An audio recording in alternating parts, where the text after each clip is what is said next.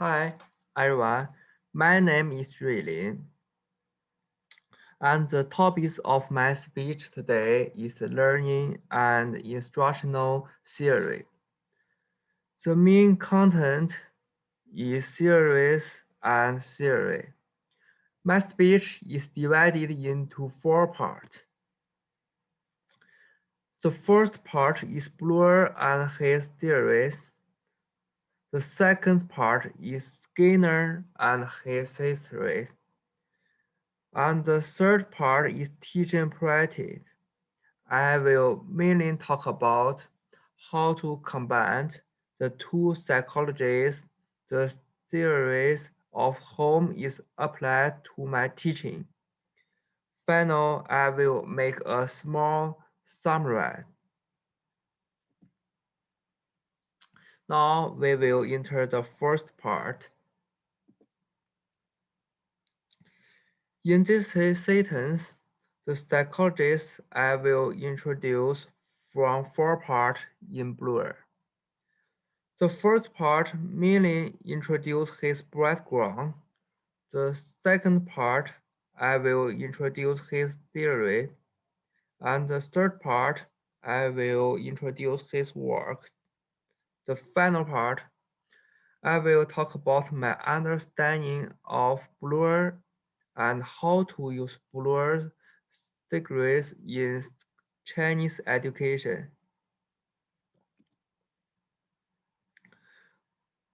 Bloor is an American psychologist who has made significant contribution to humans in cognitive psychology and co- cognitive learning theory in educational psychology.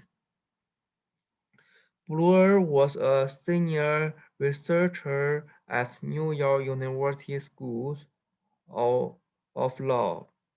He received his bachelor's degrees from Duke University and doctorate from Harvard University. He teach and conducting research at Harvard University, Oxford University, and New York University.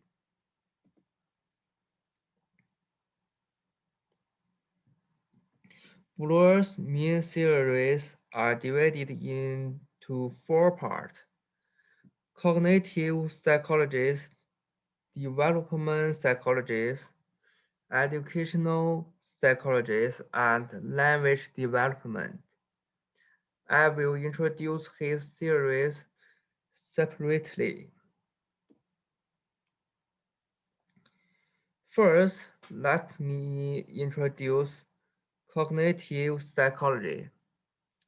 Bloor published his study, Value and Needs as Organizing Faster in Perception. The results shows that the value and needs of poor and wealthy children associate with coin makes them greatly overestimate the shape of the coin, especially when compared with the more accurate estimate of the same size disk. His second theoretical part is developmental psychology. Bloor proposed a special course which is teaching method in which each subject or skill area will be received will once in a while, and the level of review will be higher each time. First is the based on the subject, then add more type and enhance the participants' discussion innately.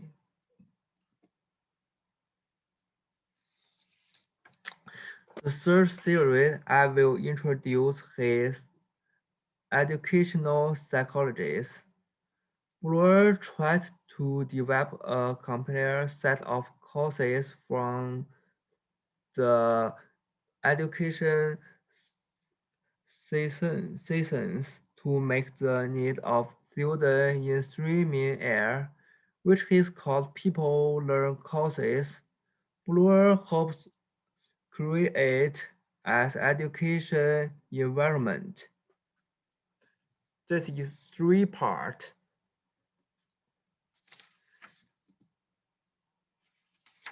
The final the final part is language development. Bloor believes that language is most basic communication in the provincial capital. He emphasized the student learn to communication language, learn meaningful language in meaningful parent-child interaction, learn scaffolding of get sport from the children's language acquisition, sport sessions.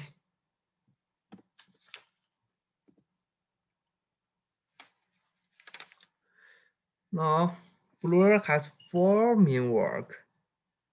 The first is value and needs as organizing factors in populations. The second is the process of education. The third is toward teaching theories. And the final is art of meaning. Bloor theories come from these four works.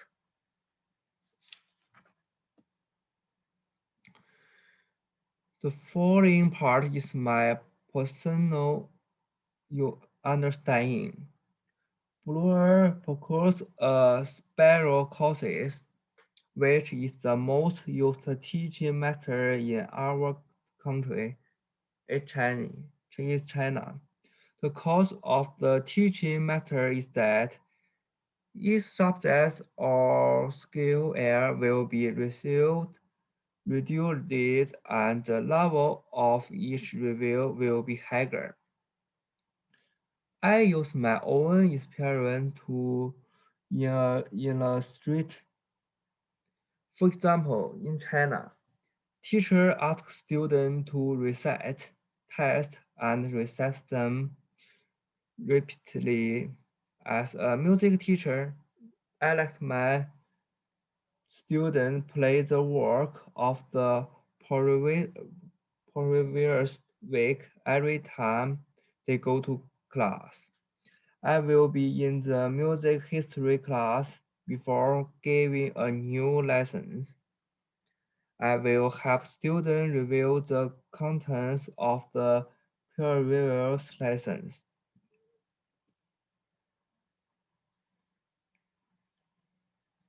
Now is the second part of my speech.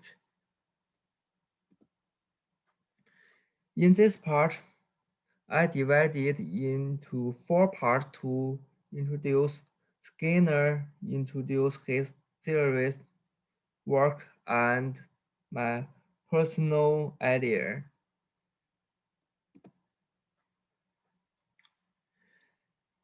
Skinner is a medical psychologist. He is a professor of psychology at Harvard University. Skinner developed behaviors analysis.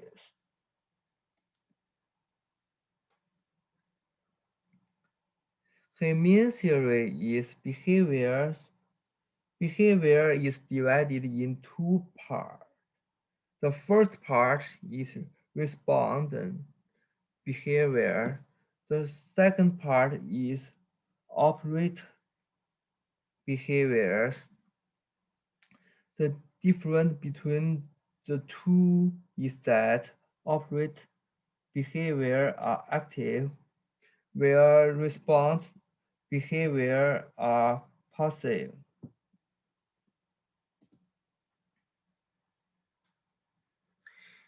These are Skinner's main work.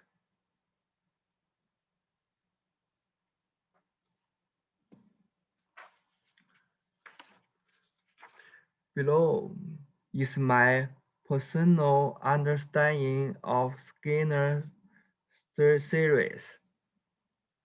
Response behavior mainly a kind of behavior. The teaching atmosphere in China is very abiding.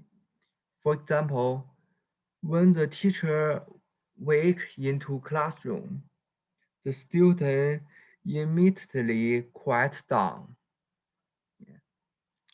Operant behaviors are most suitable for teacher teaching. The teaching method that Chinese teachers often use. For example, when students answer questions, the teacher gives praise and encouragement to the student, and the student will study hard. When a student makes a mistake, the teachers often punish the student, and the student will change his mistake. Yes, this is Chinese education. Yes. Now is the third part for my speech, teaching practice. In the part, I will talk about how to use series of two psychologists and apply them to my classroom. I will use Blue Sparrow courses in my class. When I teach a new course knowledge, I will help students review what they have learned before and help students better memorize problem. I also use the Skinner operant behavior in teaching. After students answer the questions, give praise. When the students form a good atmosphere and state to answer the question. Now, let's go to my last part of the summary. Bloor and Skinner are both excellent psychologists. Bloor means secrets are divided into four parts, namely cognitive psychologists, developmental psychologists, educational psychologists, and language development, amongst which the four most important special teaching. Skinner uh, means theories are response, polaris, and operant behaviors, of which operant behavior are most suitable for teachers to educate students. I will also use the theories of these two psychologists in my class to further improve my teaching levels.